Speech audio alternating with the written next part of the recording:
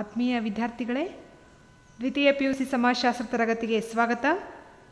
ವಿದ್ಯಾರ್ಥಿಗಳೇ, ನಾವು ಕಳೆದ ಅವಧಿಯಲ್ಲಿ ಈ ಬುಡಕಟ್ಟು ಪಂಗಡದ ಅಂದರೆ ಈ ಪರಿಶಿಷ್ಟ ಪಂಗಡದ ಒಂದು ಸಮಸ್ಯೆಗಳು ಅಂತಕ್ಕಂಥದ್ದನ್ನು ನೋಡಿದ್ವಿ ವಿದ್ಯಾರ್ಥಿಗಳ ಹಿಂದಿನ ಅವಧಿಯಲ್ಲಿ. ಇವತ್ತು ಈ ಒಂದು ಬುಡಕಟ್ಟು ಸಮಸ್ಯೆಗಳು ಅಂತಕ್ಕಂಥದ್ದು ಯಾವ ರೀತಿಯಾಗಿ ಪರಿಹಾರವನ್ನು ಕಂಡುಕೊಳ್ಬೇಕು, ಈ ಸಮಸ್ಯೆಗಳಿಗೆ ಯಾವ ರೀತಿಯಾಗಿರ್ತಕ್ಕಂತಹ ಪರಿಹಾರಗಳನ್ನು ನಾವು ಕಂಡುಕೊಳ್ಬೇಕು ಎಂಬುದರ ಬಗ್ಗೆ ಇವತ್ತು ಅಧ್ಯಯನವನ್ನು ಮಾಡೋಣ ವಿದ್ಯಾರ್ಥಿಗಳೇ. ಅಂದರೆ ಈ ಒಂದು ಬುಡಕಟ್ಟು ಪಂಗಡಗಳು, ಬುಡಕಟ್ಟು ಜನಾಂಗದವರು, ಇವರು ಒಂದು ಭೌಗೋಳಿಕವಾಗಿ ಒಂದು ನಾಗರಿಕ ಸಮಾಜದಿಂದ ಒಂದು ದೂರ ಇರ್ತಾರೆ. ಇವರು ಗುಡ್ಡಗಾಡು ಅರಣ್ಯ ಪ್ರದೇಶಗಳಲ್ಲಿ ವಾಸ ಮಾಡುತ್ತಿರ್ತಕ್ಕಂತಹ ಒಂದು ಜನರು. ಇವರು ಹಲವಾರು ರೀತಿಯಿರ್ತಕ್ಕಂತಹ ಸಮಸ್ಯೆಗಳನ್ನು ಅನುಭವಿಸ್ತಾ ಇರ್ತಾರೆ ಮತ್ತು ಇವರ ಅಭಿವೃದ್ಧಿ ಅಂತಕ್ಕಂಥದ್ದು ಅನಿವಾರ್ಯ ಮತ್ತು ಅಗತ್ಯ ಅಂತ ನಾವಿಲ್ಲಿ ಹೇಳ್ಬೋದು. ಇದು ಇವರ ಒಂದು ಸಮಸ್ಯೆಗಳಂತಕ್ಕಂಥ ಪರಿಹರಿಸುವಲ್ಲಿ ಒಂದು 3 ದೃಷ್ಟಿಕೋನಗಳಂತಕ್ಕಂಥವು ಇವೆ ಅಂತ ನಾವಿಲ್ಲಿ ಹೇಳ್ಬೋದು. ಅವು ಬುಡಕಟ್ಟು ಕಲ್ಯಾಣದ 3 ದೃಷ್ಟಿಕೋನಗಳಂತ ನಾವಿಲ್ಲಿ ಹೇಳ್ತೀವಿ. ಅವು ನೋಡಿ ವಿದ್ಯಾರ್ಥಿಗಳೇ, ಈಗ ಬುಡಕಟ್ಟು ಕಲ್ಯಾಣದ 3 ದೃಷ್ಟಿಕೋನಗಳು ಅಂದರೆ ಈ ಬುಡಕಟ್ಟು ಅಂದರೆ ಕಲ್ಯಾಣ ಅಂತಕ್ಕಂಥದ್ದು ಬುಡಕಟ್ಟಿನವರ ಒಂದು ಅಂದರೆ ಅವರಿರ್ತಕ್ಕಂತಹ ಒಂದು ಸಮಸ್ಯೆಗಳನ್ನು ಬಗೆಹರಿಸುವುದು, ಅವರನ್ನು ಒಂದು ಸುವ್ಯವಸ್ಥಿತವಾಗಿರ್ತಕ್ಕಂತಹ ಜೀವನವನ್ನು ನೀಡುವಲ್ಲಿ ಹಲವಾರು ಸಮಾಜಶಾಸ್ತ್ರಜ್ಞರು ಒಂದು ನೀತಿಗಳನ್ನು ಜಾರಿಗೆ ತಂದರು ಅಂತ ನಾವಿಲ್ಲಿ ಹೇಳ್ಬೋದು. ಈ ಒಂದು ಯಾವ ರೀತಿಯಾಗಿರ್ತಕ್ಕಂತಹ ಒಂದು ನೀತಿಗಳಂತಕ್ಕಂಥದ್ರೆ, ಒಂದನೇದು ಪ್ರತ್ಯೇಕತಾ ನೀತಿ, ಎರಡನೇದು ಸ್ವಾಂಗೀಕರಣ ನೀತಿ, ಮೂರನೇದು ಐಕ್ಯತಾ ನೀತಿ ಅಂತ ಹೇಳಿ 3 ಪ್ರಕಾರದ ಒಂದು ನೀತಿಗಳಂತಕ್ಕಂಥವು ಜಾರಿಗೆ ಬಂದವು ಅಂತ ನಾವಿಲ್ಲಿ ಹೇಳ್ಬೋದು. ಇದು ಒಂದನೇದು, ಇದರಲ್ಲಿ ಮೊದಲದಾಗಿರ್ತಕ್ಕಂತಹ ಪ್ರತ್ಯೇಕತಾ ನೀತಿ ಅಂತಕ್ಕಂಥದ್ದು ಈ ಒಂದು ಬುಡಕಟ್ಟು ಜನರ ಒಂದು ಅಂದರೆ ಸಮಸ್ಯೆಗಳನ್ನು ಪರಿಹರಿಸಲಿ ಹೊಂದಿರತಕ್ಕಂಥ ನೀತಿ ಅಂತಕ್ಕಂಥದ್ದು. ಇದನ್ನು ಮೊದಲು ಈ ಒಂದು ನೀತಿಯನ್ನು ಪ್ರತಿಪಾದಿಸಿದವರು ಯಾರಪ್ಪ ಅಂತಂದರೆ ವೆರಿಯರ್, ಎಲ್ವಿನ್ ಮತ್ತು JH ಹಟನ್ ಅಂತಕ್ಕಂಥ ಸಮಾಜಶಾಸ್ತ್ರಜ್ಞರು ಈ ಒಂದು ಪ್ರತ್ಯೇಕತಾ ನೀತಿಯನ್ನು ಜಾರಿಗೆ ತಂದರು ಅಂತ ನಾವಿಲ್ಲಿ ಹೇಳ್ಬೋದು. ಮತ್ತು ಪ್ರತ್ಯೇಕತಾ ನೀತಿಯನ್ನು ಪ್ರತಿಪಾದಿಸಿದವರು ಯಾರು ಅಂತ ಕೇಳಿದ್ರೆ ವೆರಿಯರ್, ಎಲ್ವಿನ್ ಮತ್ತು JH ಹಟನ್ ಎಂಬ ಸಮಾಜಶಾಸ್ತ್ರಜ್ಞರು ಈ ಒಂದು ಪ್ರತ್ಯೇಕತಾ ನೀತಿಯನ್ನು ಜಾರಿಗೆ ತಂದರು. ಅಂದರೆ ಈ ಪ್ರತ್ಯೇಕತಾ ನೀತಿ ಅಂದರೆ ಏನಪ್ಪ ಅಂದರೆ, ಇವರನ್ನು ಈ ಒಂದು ಬುಡಕಟ್ಟು ಜನಾಂಗದವರನ್ನು ನಾವೇನು ಮಾಡಬೇಕು, ಈ ಒಂದು ನಾಗರಿಕ ಸಮಾಜದಿಂದ ದೂರ ಇಡಬೇಕು. ಮತ್ತು ಈ ಒಂದು ಬುಡಕಟ್ಟು ಜನರನ್ನು ಒಂದು ಈ ಪ್ರತ್ಯೇಕವಾಗಿರಿಸುವುದು ಮತ್ತು ಅವರಿಗೆ ಈ ಒಂದು ನಾಗರಿಕ ಸಮಾಜದಲ್ಲಿರ್ತಕ್ಕಂತಹ ಅನ್ಯ ಸಂಸ್ಕೃತಿಯಿಂದ ನಾವೇನು ಮಾಡಬೇಕು, ದೂರ ಇಡಬೇಕು. ಅಂದರೆ ಅನ್ಯ ಧರ್ಮೀಯರ ಪ್ರಭಾವ ಅಂತಕ್ಕಂಥದ್ದು, ಅನ್ಯ ಧರ್ಮೀಯರ ಶೋಷಣೆ ಅಂತಕ್ಕಂಥದ್ದು, ಈ ಒಂದು ಹಲವಾರು ಶೋಷಣೆಗೆ ಒಳಗಾಗಿರ್ತಕ್ಕಂತಹ ಬುಡಕಟ್ಟು ಜನರನ್ನು ನಾವೇನು ಮಾಡಬೇಕು, ಪ್ರತ್ಯೇಕವಿಡಬೇಕು. ಮತ್ತು ಅವರು ಒಂದು ಯಾವುದೇ ಒಂದು ಸಂಸ್ಕೃತಿ ಅಂತಕ್ಕಂಥದ್ದು ಅವ್ರ ಮೇಲೆ ಪ್ರಭಾವ ಬೀರಬಾರ್ದು, ಈ ರೀತಿಗೆ ಅವ್ರನ್ನ ನೋಡ್ಕೋಬೇಕು. ಇದು ಪ್ರತ್ಯೇಕತಾ ನೀತಿ ಅಂತಕ್ಕಂಥದ್ದು. ಮತ್ತು ಇವರಿಗೆ ಸಮಾಜದ ಒಂದು ನಾಗರಿಕ ಸಮಾಜದ ಮುಖ್ಯವಾಹಿನಿಗೆ ತರಬಾರ್ದು, ಅವ್ರನ್ನ ಅಲ್ಲಿ ಒಂದು ಪ್ರತ್ಯೇಕವಾಗಿ ಇಡುವಂಥದ್ದು ಇದು ಒಂದು ನೀತಿ ಅಂತಕ್ಕಂಥದ್ದು ಇದೆ ಅಂತ ನಾವಿಲ್ಲಿ ಹೇಳ್ಬೋದು. ಮತ್ತು ಅನಿಯಂತ್ರಿತ ನಾಗರಿಕತೆಯಿಂದ ತಪ್ಪಿಸಲು ಅವರಿಗೆ ಸ್ವಯಂ ಆಡಳಿತ ಪ್ರದೇಶಗಳನ್ನು ಒದಗಿಸಿಕೊಡುವುದು ಮತ್ತು ರಾಷ್ಟ್ರೀಯ ಉದ್ಯಾನವನಗಳನ್ನು ನಿರ್ಮಿಸುವುದು, ಇದು ಪ್ರತ್ಯೇಕತಾ ನೀತಿಯ ಒಂದು ಘೋಷಣೆ ಅಂತಕ್ಕಂಥದ್ದು. ಇಲ್ಲಿ ಅವ್ರಿಗೇನು ಮಾಡಬೇಕು, ಅನಿಯಂತ್ರಿತ ನಾಗರಿಕತೆ ಅಂತಕ್ಕಂಥದ್ದು, ಈ ನಾಗರಿಕ ಸಮಾಜ ಅಂತಕ್ಕಂಥದ್ದು ಹಲವಾರು ರೀತಿಗಳಲ್ಲಿ ಬದಲಾವಣೆ ಅಂತಕ್ಕಂಥದ್ದು ನಾವು ಕಾಣ್ತೀವಿ. ಅಂದರೆ ಈಗ ಕಾಲಕ್ಕೆ ನಾವೇನು ಮಾಡ್ತೀವಿ, ಈ ನಾಗರಿಕ ಸಮಾಜ ಅಂತಕ್ಕಂಥದ್ದು ಬದಲಾವಣೆಗಳಿರ್ತಕ್ಕಂಥ ಈ ಸಮಾಜದ ಬದಲಾವಣೆ ಅಂತಕ್ಕಂಥದ್ದು ಅವರ ಮೇಲೆ ಒಂದು ಪರಿಣಾಮವನ್ನು ಬೀರುತ್ತದೆ, ಬುಡಕಟ್ಟು ಜನಾಂಗದ ಮೇಲೆ ಪರಿಣಾಮವನ್ನು ಬೀರುತ್ತದೆ. ಈ ಒಂದು ಪರಿಣಾಮ ಬೀರೋದ್ರನ್ನು ನಾವೇನು ಮಾಡಬೇಕು, ತಪ್ಪಿಸಬೇಕು. ಅವರಿಗೆ ಅವ್ರದೇ ಆಗಿರ್ತಕ್ಕಂತಹ ಸಂಸ್ಕೃತಿ ಇದೆ, ಧರ್ಮ ಇದೆ, ಒಂದು ಅವ್ರದೇ ಆಗಿರ್ತಕ್ಕಂತಹ ಒಂದು ಕಲೆ ಅಂತಕ್ಕಂಥದ್ದು, ಅವ್ರದೇ ಆಗಿರ್ತಕ್ಕಂತಹ ಒಂದು ಜನಾಂಗ ಅಂತಕ್ಕಂಥದ್ದು ಬೇರೆ ಇರೋದ್ರಿಂದ ಅವ್ರಿಗೆ ಏನು ಮಾಡಬೇಕು, ಒಂದು ನಿರ್ದಿಷ್ಟವಾಗಿರ್ತಕ್ಕಂಥ ಪ್ರದೇಶವನ್ನು ಕೊಡಬೇಕು, ಪ್ರದೇಶದಲ್ಲಿ ವಾಸ ಮಾಡಲಿಕ್ಕೆ ನಾವು ಅನುಕೂಲ ಮಾಡಿಕೊಡ್ಬೇಕು. ಮತ್ತು ಅವ್ರದೇ ಆಗಿರ್ತಕ್ಕಂಥ ಅವ್ರಿಗೆ ಯಾವ ರೀತಿಯಾಗಿರ್ತಕ್ಕಂತಹ ಒಂದು ಜೀವನವನ್ನು ಸಾಗಿಸಲಿಕ್ಕೆ ಒಂದು ಅನುಕೂಲಕರವಾಗಿರ್ತಕ್ಕಂಥ ಒಂದು ಪರಿಸರವನ್ನು ನಿರ್ಮಿಸಿ ಅವ್ರಿಗೆ ಏನು ಮಾಡಬೇಕು, ಸ್ವಯಂ ಆಡಳಿತ ಮಾಡಲಿಕ್ಕೆ ಅವ್ರಿಗೆ ಪ್ರೋತ್ಸಾಹಿಸಬೇಕು. ಇದು ಒಂದು ಐಕ್ಯತಾ ನೀತಿ ಅಂತಕ್ಕಂಥದ್ದು. ಮತ್ತು ರಾಷ್ಟ್ರೀಯ ಉದ್ಯಾನವನಗಳನ್ನು ಅವರಿಗೆ ನಿರ್ಮಿಸಬೇಕು. ಇದು ಒಂದು ಪ್ರತ್ಯೇಕತಾ ನೀತಿಯ ಒಂದು ಇದು ಶಾಸನ ಅಂತ ನಾವಿಲ್ಲಿ ಹೇಳ್ಬೋದು, ಪ್ರತ್ಯೇಕತಾ ನೀತಿಯ ಒಂದು ಘೋಷಣೆ ಅಂತಕ್ಕಂಥದ್ದು ಹೇಳ್ಬೋದು. ಅಂದರೆ ಅವ್ರನ್ನ ಪ್ರತ್ಯೇಕವಿಡೋದ್ರಿಂದ ಅವರ ಸಮಸ್ಯೆಗಳಂತಕ್ಕಂಥವು ಬಗೆಹರಿತವೆ, ಸಮಸ್ಯೆಗಳಂತಕ್ಕಂಥವು ನಾವು ಹೋಗಲಾಡಿಸ್ಬೋದು. ಅಂದರೆ ಇಲ್ಲಿ ಬುಡಕಟ್ಟಿನವ್ರಿಗೆ ಯಾವುದೇ ರೀತಿಯಾಗಿರ್ತಕ್ಕಂತಹ ಒಂದು ಜನರಿರ್ತಕ್ಕಂತಹ ನಾಗರಿಕ ಸಮಾಜದಿಂದ ಅವ್ರನ್ನೇನು ಮಾಡಬೇಕು, ಪ್ರತ್ಯೇಕವಾಗಿರಿಸಿ ಅವ್ರಿಗೆ ಏನು ಬೇಕೋ ಅವ್ರ ಸೌಲಭ್ಯಗಳನ್ನು ಈ ಸರ್ಕಾರದಿಂದ ಮತ್ತು ಸರ್ಕಾರದಿಂದ ಅವರಿಗೆ ವಹಿಸಿ ಅವ್ರದ್ದೇ ಆಗಿರ್ತಕ್ಕಂತಹ ಆಡಳಿತ ಅಂತಕ್ಕಂಥದ್ದು ಅವ್ರದ್ದೇ ಆಗಿರ್ತಕ್ಕಂಥ ಜೀವನ ಶೈಲಿಯನ್ನು ಹೊಂದ್ಕೊಳ್ಳಿಕ್ಕೆ, ಜೀವನವನ್ನು ನಡೆಸಲಿಕ್ಕೆ ಅವರಿಗೆ ದಾರಿಯನ್ನು ಮಾಡಿಕೊಡೋದು. ಇದು ಪ್ರತ್ಯೇಕತಾ ನೀತಿ ಅಂತಕ್ಕಂಥದ್ದು. ಈ ಒಂದು ಪ್ರತ್ಯೇಕತಾ ನೀತಿ ಅಂತಕ್ಕಂಥದ್ದು ಹಲವಾರು ಟೀಕೆಗಳಿಗೆ ಕೂಡ ಒಳಗಾಗಿದೆ ಅಂತ ನಾವಿಲ್ಲಿ ಹೇಳ್ಬೋದು. ಅಂದರೆ ಈ ಪ್ರತ್ಯೇಕತಾ ನೀತಿಯಿಂದ ಏನಾಗುತ್ತದೆ, ರಾಷ್ಟ್ರೀಯ ಭಾವೈಕ್ಯತೆ ಒಂದು ಅಡ್ಡಿಯಾಗುತ್ತದೆ ಅಂತ ನಾವಿಲ್ಲಿ ಹೇಳ್ಬೋದು. ಇವರನ್ನು ಏನು ಮಾಡ್ಬೋದು, ಈ ಪ್ರತ್ಯೇಕತಾ ನೀತಿ ಅಂತಕ್ಕಂಥದ್ದು ಇರೋದ್ರಿಂದ, ಪ್ರತ್ಯೇಕವಾಗಿ ಇಡುವುದರಿಂದ ಅವರಿಗೆ ರಾಷ್ಟ್ರೀಯ ಭಾವೈಕ್ಯತೆಯ ಮನೋಭಾವನೆ ಅಂತಕ್ಕಂಥದ್ದು ಬೆಳೆಯೋದಿಲ್ಲ. ಇದು ಅವರು ಪ್ರತ್ಯೇಕವಾಗಿ ಇರೋದ್ರಿಂದ ಈ ರಾಷ್ಟ್ರೀಯ ಭಾವೈಕ್ಯತೆಗೆ ಒಂದು ಕುಂದು ಅಂತಕ್ಕಂಥದ್ದು ಬರುತ್ತದೆ ಅಂತ ಇಲ್ಲಿ ಹಲವಾರು ಸಮಾಜಶಾಸ್ತ್ರಜ್ಞ ಈ ಒಂದು ನೀತಿಯನ್ನು ಟೀಕೆಗೆ ಒಳಪಡಿಸಿದ್ರು ಅಂತ ಇಲ್ಲಿ ಹೇಳ್ಬೋದು. ನೆಕ್ಸ್ಟ್ ಬರ್ತಕ್ಕಂಥದ್ದು ಸ್ವಾಂಗೀಕರಣ ನೀತಿ ಅಂತಕ್ಕಂಥದ್ದು. ಎರಡನೇದು ಸ್ವಾಂಗೀಕರಣ ನೀತಿ.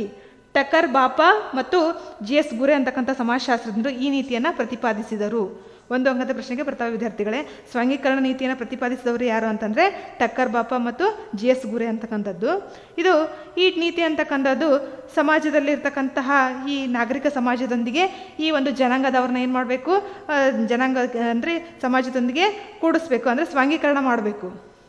ಇವನ್ನೇನು ಮಾಡಬೇಕು, ಸಮಾಜಕ್ಕೆ ಕರ್ಕೊಂಡು ಬಂದು, ಅಂದರೆ ಸಮಾಜದಲ್ಲಿರ್ತಕ್ಕಂಥ ಜನವಸತಿ ಪ್ರದೇಶಗಳಿಗೆ ಇವ್ರನ್ನ ಕರ್ಕೊಂಡು ಬಂದು ಅವ್ರಿಗೇನು ಮಾಡಬೇಕು, ಈ ಒಂದು ಕ್ರೈಸ್ತ ಧರ್ಮ ಇಲ್ಲ ಹಿಂದೂ ಧರ್ಮದ ಒಂದು ಧರ್ಮಕ್ಕೆ ಏನು ಮಾಡಬೇಕು, ಮತಾಂತರವನ್ನು ಗೊಳಿಸಬೇಕು. ಮತ್ತು ಈ ನಾಗರಿಕ ಸಮಾಜದಲ್ಲಿರುವಂತಹ ಹಲವಾರು ಸೌಲಭ್ಯಗಳನ್ನು ಅವ್ರಿಗೆ ಕೊಟ್ಟು ಅವ್ರಿಗೇನು ಮಾಡಬೇಕು, ಈ ಒಂದು ನಾಗರಿಕ ಸೌಲಭ್ಯಗಳನ್ನು ಕೊಡೋದ್ರಿಂದ ಅವರು ಕೂಡ ಏನು ಮಾಡ್ತಾರೆ, ನಾಗರಿಕರನ್ನಾಗಿ ಪರಿವರ್ತಿಸಿ ಅವರಲ್ಲಿ ನಾಗರಿಕ ಸಮಾಜದಲ್ಲಿ ಯಾವ ರೀತಿ ಇರ್ತಕ್ಕಂಥ ಬದುಕಿ ಬಾಳಬೇಕು, ಒಂದು ಸಾಮಾಜಿಕವಾಗಿರ್ಬೋದು, ಆರ್ಥಿಕವಾಗಿರ್ಬೋದು, ಶೈಕ್ಷಣಿಕವಾಗಿರ್ತಕ್ಕಂಥ ಸವಲತ್ತುಗಳನ್ನು ಅವ್ರಿಗೆ ನೀಡಿ ಒಂದು ಮುಂದೆ ಬರ್ತಕ್ಕಂಥ ಅವ್ರಿಗೆ ಒಂದು ದಾರಿಯನ್ನು ಮಾಡಿಕೊಡ್ಬೇಕು. ಅಂದರೆ ಅವ್ರ ಜೀವನದಲ್ಲಿ ಕೂಡ ಅವರು ಒಂದು ನೆಲೆಗಟ್ಟನ್ನು ಕಂಡುಕೊಳ್ಳಿಕ್ಕೆ ಈ ಸ್ವಾಂಗೀಕರಣ ನೀತಿಯಿಂದ ದಾರಿ ಮಾಡಿಕೊಡ್ಬೇಕು ಅಂತಕ್ಕಂಥದ್ದು ಈ ಸ್ವಾಂಗೀಕರಣ ನೀತಿ ಅಂತಕ್ಕಂಥದ್ದು. ಅಂದರೆ ಇಲ್ಲಿ ಸಮಾಜದಲ್ಲಿರುವ ಎಲ್ಲ, ಅಂದರೆ ಶೈಕ್ಷಣಿಕವಾಗಿರ್ಬೋದು, ಅಂದರೆ ಅವ್ರಿಗೆ ಶಿಕ್ಷಣವನ್ನು ಕೊಡೋದು, ಮತ್ತು ಆರ್ಥಿಕವಾಗಿರ್ತಕ್ಕಂತಹ ಏನಂದರೆ ಅವ್ರಿಗೆ ಈ ಕೃಷಿ ಹಿಡುವಳಿ ಅಂತಕ್ಕಂಥದ್ದು ಅವ್ರಿಗೊಂದೇ ಗೊತ್ತಿರೋದು. ಅದನ್ನು ಏನು ಮಾಡಬೇಕು, ನಾವು ಆಧುನಿಕ ತಂತ್ರಜ್ಞಾನದ ಮೂಲಕ ಅವ್ರಿಗೆ ಎಲ್ಲ ಹೇಳ್ಕೊಡ್ಬೇಕು. ಅಂದರೆ ಈ ಕೃಷಿ ಅಂತಕ್ಕಂಥದ್ದು ಆಧುನಿಕ ತಂತ್ರಜ್ಞಾನವನ್ನು ಬಳಸಿ ಯಾವ ರೀತಿಯಾಗಿರ್ತಕ್ಕಂಥ ಕೃಷಿಯನ್ನು ಮಾಡಬೇಕು, ಮತ್ತು ಶೈಕ್ಷಣಿಕವಾಗಿ ಅವ್ರಿಗೆ ಶಾಲಾ ಕಾಲೇಜುಗಳಲ್ಲಿ ಅವ್ರನ್ನ ಸೇರಿಸಿ ಶೈಕ್ಷಣಿಕವಾಗಿ ಮುಂದುವರಿಯಲು ಅವ್ರಿಗೆ ಅವಕಾಶವನ್ನು ಮಾಡಿಕೊಡ್ಬೇಕು. ಸಾಮಾಜಿಕವಾಗಿ ಸಮಾಜದಲ್ಲಿ ಅವ್ರನ್ನ ಬೆರೆಸಿ ಅವರು ಎಲ್ಲ ನಾಗರಿಕ ಸಮಾಜದೊಂದಿಗೆ ಹೊಂದಿಕೊಂಡು ಬಾಳಲಿಕ್ಕೆ ನಾವು ಏನು ಮಾಡಬೇಕು, ಅವಕಾಶವನ್ನು ಮಾಡಿಕೊಡ್ಬೇಕು. ಇದು ಪ್ರಮುಖವಾಗಿರ್ತಕ್ಕಂಥ ಸ್ವಾಂಗೀಕರಣ ನೀತಿ ಅಂತ ನಾವಿಲ್ಲಿ ಹೇಳ್ಬೋದು.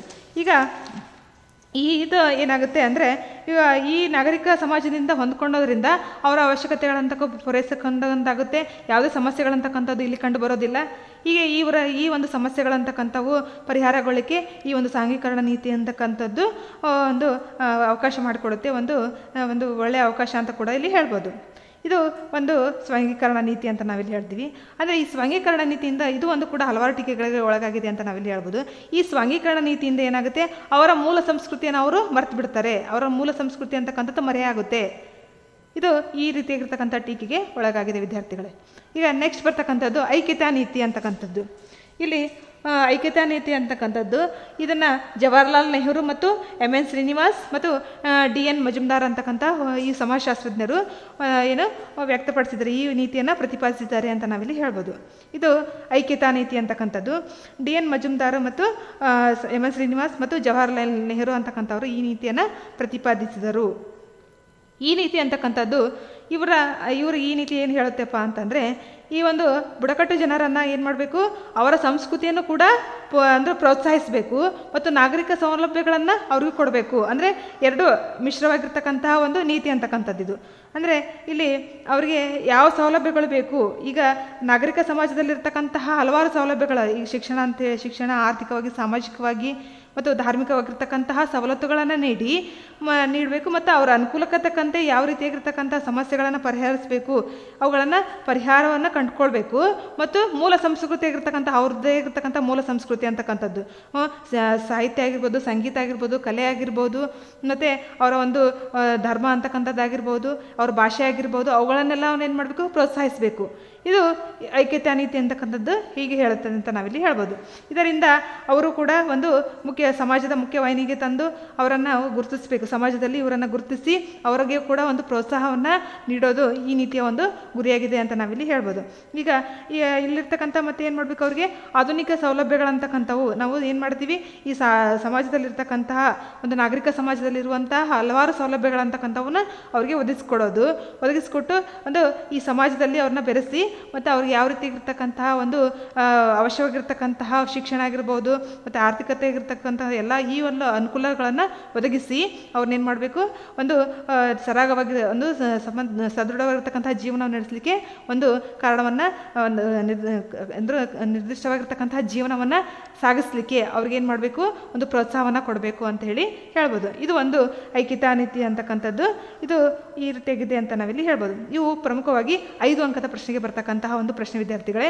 ಬುಡಕಟ್ಟು ಕಲ್ಯಾಣದ 3 ದೃಷ್ಟಿಕೋನಗಳನ್ನು ವಿವರಿಸಿ ಅಂತ ಹೇಳಿದರೆ ಈ 3 ಪ್ರತ್ಯೇಕತಾ ನೀತಿ, ಸ್ವಾಂಗೀಕರಣ ನೀತಿ ಮತ್ತು ಐಕ್ಯತಾ ನೀತಿ ಅಂತಕ್ಕಂಥದ್ದು ಇವನ್ನ ಯಾರು ಪ್ರತಿಪಾದಿಸಿದರು ಮತ್ತು ಏನಂತ ಹೇಳಿ ಇದನ್ನು ಬರೀಬೇಕಾಗುತ್ತೆ. ಇದು 5 ಅಂಕದ ಪ್ರಶ್ನೆಗೆ ಬರ್ತಕ್ಕಂಥ ಒಂದು ಪ್ರಶ್ನೆ.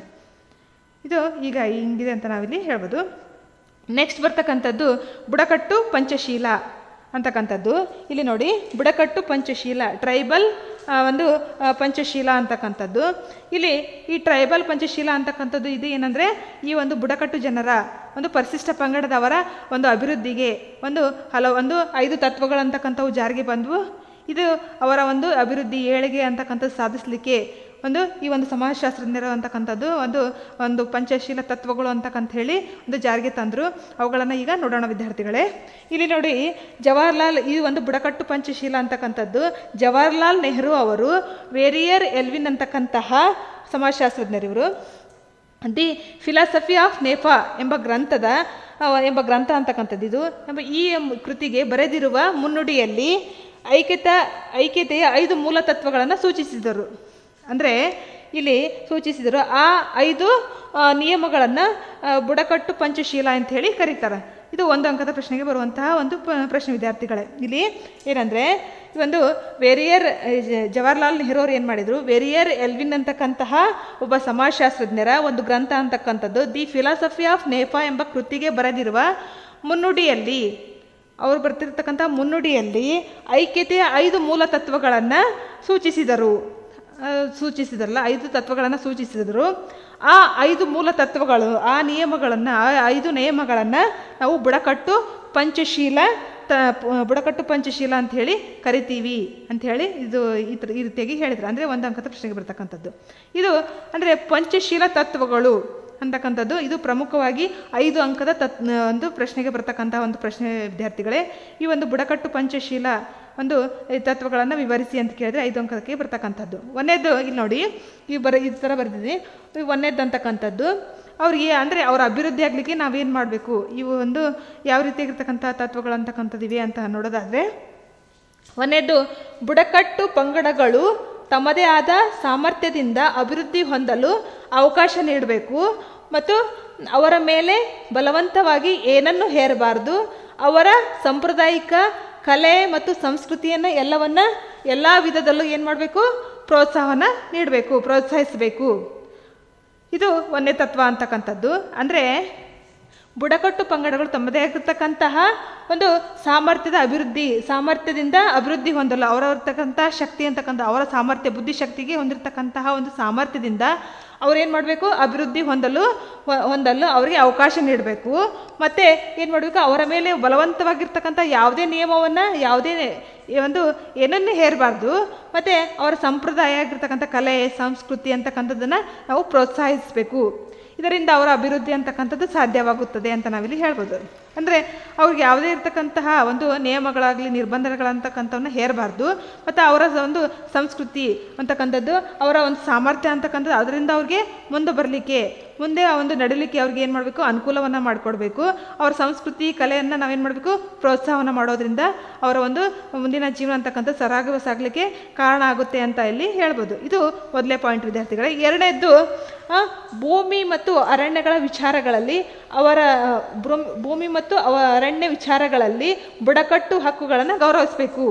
ಅಂದರೆ ಈ ಭೂಮಿ ಅಂತಕ್ಕಂಥದ್ದು ಅರಣ್ಯ, ಅವರು ಏನು ಮಾಡ್ತಾರೆ, ಒಂದು ಅರಣ್ಯ ಪ್ರದೇಶಗಳಲ್ಲಿ ಗುಡ್ಡಗಾಡಲ್ಲಿ ವಾಸಿಸುವುದರಿಂದ ಅರಣ್ಯ ಮತ್ತು ಭೂಮಿ ಅಂತಕ್ಕಂಥದ್ದು ಇದೆಯಲ್ಲ, ಅವುಗಳನ್ನು ಅವರಿಗಿರ್ತಕ್ಕಂಥ ಹಕ್ಕುಗಳನ್ನು ನಾವೇನು ಮಾಡಬೇಕು, ಗೌರವಿಸಬೇಕು. ಈ ಒಂದು ತತ್ವ ಅಂತಕ್ಕಂಥದ್ದು ಹೇಳ್ತದೆ. ಅಲ್ಲಿರ್ತಕ್ಕಂಥ ಯಾವುದೇ ಇರ್ತಕ್ಕಂಥ ಅವರು ಯಾವ ರೀತಿ ಅಂದರೆ ಭೂಮಿ ಅಂತಕ್ಕಂಥದ್ದು ಯಾವ ರೀತಿಯಾಗಿ ಅವರು ಜೀವನವನ್ನು ವ್ಯವಸಾಯಕ್ಕೆ ಉಪಯೋಗಿಸ್ತಕ್ಕಂಥ ಭೂಮಿಯನ್ನು ನಾವೇನು ಮಾಡಬೇಕು, ಒಂದು ತೆಗೆದುಕೊಳ್ಬಾರ್ದು. ಸರ್ಕಾರ ಅಂತಕ್ಕಂಥದ್ದು ತನ್ನ ಅಧೀನಕ್ಕೆ ತೆಗೆದುಕೊಳ್ಳಾರ್ದೆ ಅವರಿಗೆ ಬಿಟ್ಟು ಅವರು ಅಲ್ಲಿ ಒಂದು ಕೃಷಿ ಒಂದು ಮಾಡೋದ್ರಿಂದ ಅವರ ಒಂದು ಸ್ಥಿತಿ ಅಂತಕ್ಕಂಥದ್ದು ಸುಧಾರಿಸೋದ್ರಿಂದ ಮತ್ತು ಅಲ್ಲಿರ್ತಕ್ಕಂತಹ ಒಂದು ಅರಣ್ಯ ಪ್ರದೇಶದಲ್ಲಿರ್ತಕ್ಕಂತಹ ಒಂದು ಅವ್ರು ತಮ್ಮ ಅನುಕೂಲಕ್ಕಾಗಿ ಬಳಸ್ಕೊಳ್ತಾರಲ್ಲ, ಅದನ್ನು ನಾವೇನು ಮಾಡಬೇಕು, ಗೌರವಿಸಬೇಕು. ಅದನ್ನು ನಾವೇನು ಮಾಡಬಾರ್ದು, ಅವ್ರಿಗೆ ಒಂದು ಸರ್ಕಾರದ ಅಧೀನಕ್ಕೆ ತೆಗೆದುಕೊಂಡು ಅವ್ರಿಗೆ ಅಂದರೆ ಭೂಮಿ ಇರಲ್ಲ, ಒಂದು ಜೀವನ ಮಾಡಲಿಕ್ಕೆ ಯಾವುದೇ ರೀತಿಯಾಗಿ ಆರ್ಥಿಕವಾಗಿ ಒಂದು ಕೆಲಸಗಳು ಇರಲಾರ್ದಕ್ಕೆ ಏನು ಮಾಡಬೇಕು, ಅವ್ರಿಗೆ ನಾವು ಬುಡಕಟ್ಟು ಹಕ್ಕು, ಅವ್ರಿಗೆ ಇರ್ತಕ್ಕಂಥ ಹಕ್ಕುಗಳನ್ನು ನಾವೇನು ಮಾಡಬೇಕು, ಗೌರವಿಸಬೇಕು. ಇದು ಎರಡನೇ ಒಂದು ತತ್ವ ಅಂತಕ್ಕಂಥದ್ದು. ಮೂರನೇದು, ಬುಡಕಟ್ಟು ಪ್ರದೇಶಗಳ ಆಡಳಿತ ಅಭಿವೃದ್ಧಿಗಳಿಗೆ ಸಂಬಂಧಿಸಿದಂತೆ ಅವರಿಗೆ ತರಬೇತಿ ನೀಡಿ ಅವರದೇ ತಂಡವನ್ನು ಕಟ್ಕೋಬೇಕು. ಪ್ರಾರಂಭಿಕ ಹಂತದಲ್ಲಿ ಹೊರಗಿನ ತಂತ್ರಜ್ಞರ ನೆರವು ಅಗತ್ಯವಾದದ್ದು. ಆದರೆ ಬುಡಕಟ್ಟು ಕ್ಷೇತ್ರಗಳಲ್ಲಿ ಹೊರಗಿನವರ ಪ್ರವೇಶವನ್ನು ಸಾಧ್ಯವಾದಷ್ಟು ಏನು ಮಾಡಬೇಕು, ತಪ್ಪಿಸಬೇಕು. ಇಲ್ಲಿ ಅವ್ರಿಗೇನು ಮಾಡಬೇಕು ಅಂದರೆ, ಒಂದು ಬುಡಕಟ್ಟು ಪ್ರದೇಶಗಳಲ್ಲಿ ಆಡಳಿತ ಅಭಿವೃದ್ಧಿ ಸಂಬಂಧಿಸಿದಂತೆ ಅವ್ರಿಗೇನು ಮಾಡಬೇಕು, ತರಬೇತಿಯನ್ನು ನೀಡಬೇಕು. ಅಂದರೆ ಅವರು ಒಂದು ಬುಡಕಟ್ಟು ಜನಾಂಗದವರು ಈ ಪ್ರಮುಖವಾಗಿ ಅವ್ರೇನು ಮಾಡ್ತಾರೆ, ಅರಣ್ಯ ಪ್ರದೇಶದಲ್ಲಿ ವಾಸ ಮಾಡೋದ್ರಿಂದ ಅವರು ಒಂದು ಅಭಿವೃದ್ಧಿಯನ್ನು ಯಾವ ರೀತಿ ಸಾಧಿಸಬೇಕು ಎಂಬುದರ ಬಗ್ಗೆ ಅವ್ರು ಏನು ಮಾಡಬೇಕು, ತರಬೇತಿಯನ್ನು ನೀಡಬೇಕು, ಶಿಕ್ಷಣವನ್ನು ಕೊಡಬೇಕು. ಆರ್ಥಿಕವಾಗಿ ಯಾವ ರೀತಿಯಾಗಿ ಅಭಿವೃದ್ಧಿಯನ್ನು ಸಾಧಿಸ್ಬೋದು, ಈ ರೀತಿ ಇರತಕ್ಕಂಥ ಎಲ್ಲ ಒಂದು ಅಭಿವೃದ್ಧಿಯಲ್ಲಿ ಬರುವಂತಹ ಒಂದು ಹಲವಾರು ಅಂಶಗಳ ಬಗ್ಗೆ ನಾವೇನು ಮಾಡಬೇಕು, ತರಬೇತಿಯನ್ನು ನೀಡಬೇಕು. ಮತ್ತು ಅವ್ರದ್ದೇ ಇರ್ತಕ್ಕಂಥ ಒಂದು ತಂಡವನ್ನು ಕಟ್ಕೋಬೇಕು. ಒಂದು ತಂಡ ಒಂದು ಸಮೂಹವನ್ನು ಕಟ್ಕೊಂಡು ನಾವು ಚಿಂತನೆಯನ್ನು ಮಾಡಲಿಕ್ಕೆ ಅವ್ರಿಗೆ ಬಿಡಬೇಕು. ಯಾವ ರೀತಿ ನಾವು ಒಂದು ಕೆಲಸವನ್ನು ಹಮ್ಮಿಕೊಂಡ್ರೆ ನಾವು ಮುಂದೆ ಹೋಗ್ಬೋದು, ಅಂದರೆ ಜೀವನದಲ್ಲಿ ಮುಂದೆ ಬರಬಹುದು. ಈ ರೀತಿಯಾಗಿರ್ತಕ್ಕಂಥ ಅವರಲ್ಲೇ ಏನು ಮಾಡಬೇಕು, ಒಂದು ಇದನ್ನು ತಂಡವನ್ನು ಕಟ್ಕೊಳ್ಳಿಕ್ಕೆ ಬಿಡಬೇಕು. ಮತ್ತು ಪ್ರಾರಂಭಿಕ ಹಂತದಲ್ಲಿ ಹೊರಗಿನ ತಂತ್ರಜ್ಞಾನವನ್ನು ನೆರವನ್ನು ಪಡ್ಕೊಂಡು ನಂತರ ಏನು ಮಾಡಬೇಕು, ಅವ್ರಿಗೆ ಆ ಬುಡಕಟ್ಟು ಕ್ಷೇತ್ರದಿಂದ ಹೊರಗಿನವ್ರನ್ನ ನಾವೇನು ಮಾಡಬೇಕು, ಸಾಧ್ಯವಾದಷ್ಟು ಹೊರಗೆ ಇಡಬೇಕು. ಅಂದರೆ ಈಗ ಈ ಒಂದು ತರಬೇತಿ ನೀಡುವಲ್ಲಿ ಹೊರಗಿನ ತಂತ್ರಜ್ಞಾನವನ್ನು ಅಗತ್ಯಕ್ಕೆ ತಕ್ಕಂತೆ ಬಳಸ್ಕೋಬೇಕು. ಅಂದರೆ ನಾಗರಿಕ ಸಮಾಜವನ್ನು ಅಗತ್ಯಕ್ಕೆ ತಕ್ಕಂತೆ ಬಳಸ್ಕೊಂಡು ಅವ್ರನ್ನೇನು ಮಾಡಬೇಕು, ಮತ್ತು ಬುಡಕಟ್ಟ ಜನರಿಂದ ಅವ್ರನ್ನ ಏನು ಮಾಡಬೇಕು, ದೂರ ಇಡಬೇಕು ಅಂತ ಹೇಳಿ ಇದು ಮೂರನೇ ತತ್ವ ಅಂತಕ್ಕಂಥದ್ದು ಇಡಬೇಕು ಅಂತಕ್ಕಂಥದ್ದು. ಅಂದರೆ ಅವು ತರಬೇತಿ ಅಂತಕ್ಕಂಥದ್ದು ಈ ನಾಗರಿಕ ಸಮಾಜದಿಂದ ಕೊಡಿಸ್ಬೇಕು, ಯಾವ ರೀತಿ ಜೀವನವನ್ನು ಸಾಗಿಸಬೇಕು. ಅವರಲ್ಲಿ ಈಗ ಅವ್ರ ಹಿಂದಿನಿಂದ ಬಂದಿರತಕ್ಕಂಥ ಕೃಷಿ ಪದ್ಧತಿ ಅಂತಕ್ಕಂಥದ್ದು ಇರುತ್ತೆ, ಅಲ್ಲಿ ಸುಧಾರಣೆ ಯಾವ ರೀತಿಯಾಗಿರ್ತಕ್ಕಂಥ ಸುಧಾರಣೆಯನ್ನು ಮಾಡಬೇಕು. ಮತ್ತು ಇದು ಸಂಸ್ಕೃತಿ ಅಂತಕ್ಕಂಥದ್ದು ಯಾವ ರೀತಿ ಪ್ರೋತ್ಸಾಹಿಸಬೇಕು, ಅವ್ರ ಮುಂದೆ ಏನು ಪ್ರೋತ್ಸಾಹಿಸಿದ್ರೆ ಮುಂದೆ ಏನಾಗ್ಬೋದು, ಅವ್ರಿಗೆ ಅನುಕೂಲತೆಗಳನ್ನು ಒದಗಿಸ್ಕೊಡೋದು.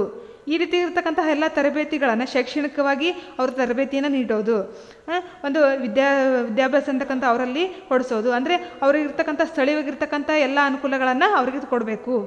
ಇದು ಈ ರೀತಿಯಾಗಿರ್ತಕ್ಕಂಥ ತರಬೇತಿಗಳನ್ನು ಅವ್ರಿಗೆ ನೀಡೋದ್ರಿಂದ ಅವ್ರಿಗೆ ಏನು ಮಾಡಬೇಕು, ಪ್ರಾರಂಭಿಕ ಹಂತದಲ್ಲಿ ಅವ್ರಿಗೆ ತರಬೇತಿ ನೀಡೋದ್ರಲ್ಲಿ ಪ್ರಾರಂಭಿಕ ಹಂತದಲ್ಲಿ ತಂತ್ರಜ್ಞಾನ ನೆರವು ಪಡೆದು ಮತ್ತು ಏನು ಮಾಡಬೇಕು, ಆ ಬುಡಕಟ್ಟು ಕ್ಷೇತ್ರದ ಹೊರಗಿನವ್ರ ಪ್ರದೇಶನ ಮತ್ತು ಏನು ಮಾಡಬೇಕು, ಅವ್ರಿಗೆ ತಪ್ಪಿಸಬೇಕು. ಯಾವುದೇ ಅನ್ಯ ಧರ್ಮೀಯರ ಅನ್ಯ ಸಂಸ್ಕೃತಿಯ ಪ್ರಭಾವ ಬೀಳಲಾರ್ದಾಗೆ ಅವ್ರನ್ನ ನೋಡ್ಕೊಳ್ಬೇಕು.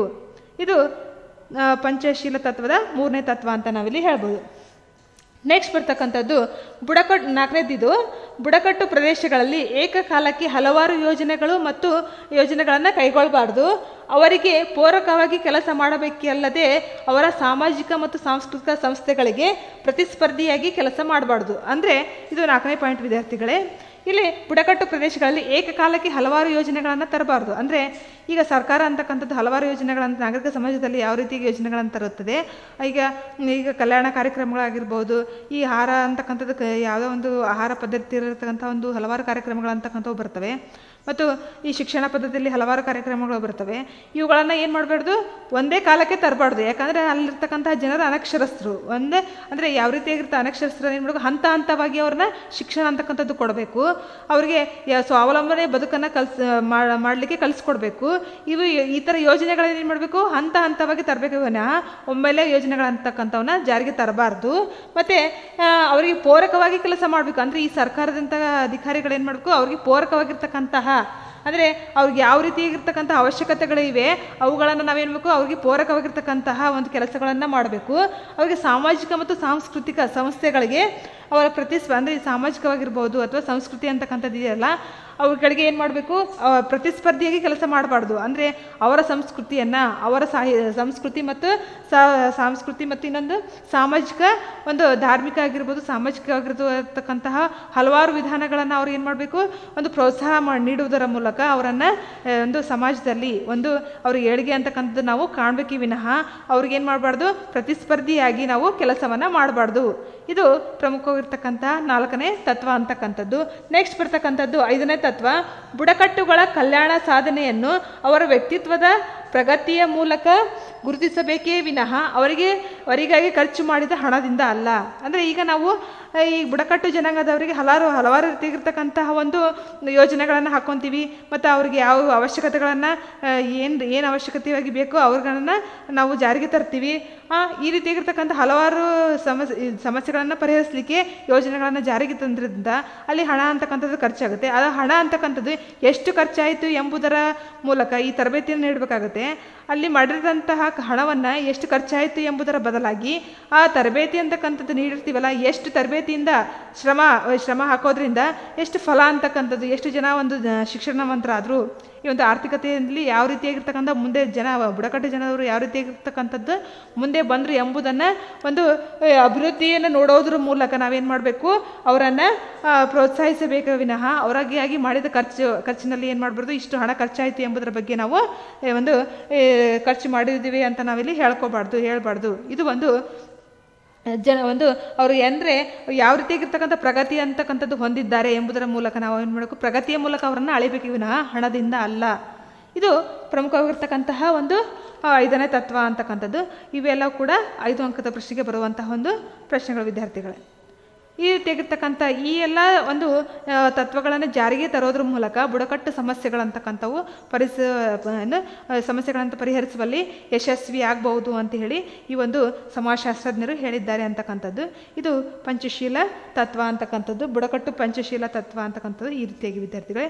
ಮುಂದಿನ ಅವಧಿಯಲ್ಲಿ ನೆಕ್ಸ್ಟ್ ಬರ್ತಕ್ಕಂಥದ್ದು ಈ ಒಂದು ಹಿಂದುಳಿದ ವರ್ಗಗಳಲ್ಲಿ ಬರ್ತಕ್ಕಂಥ ಇತರ ಹಿಂದುಳಿದ ವರ್ಗ ಅಂತಕ್ಕಂಥದ್ದನ್ನು ನಾವು ಮುಂದಿನ ಅವಧಿಗಳಲ್ಲಿ ನೋಡೋಣ ವಿದ್ಯಾರ್ಥಿಗಳೇ. Okay, thank you.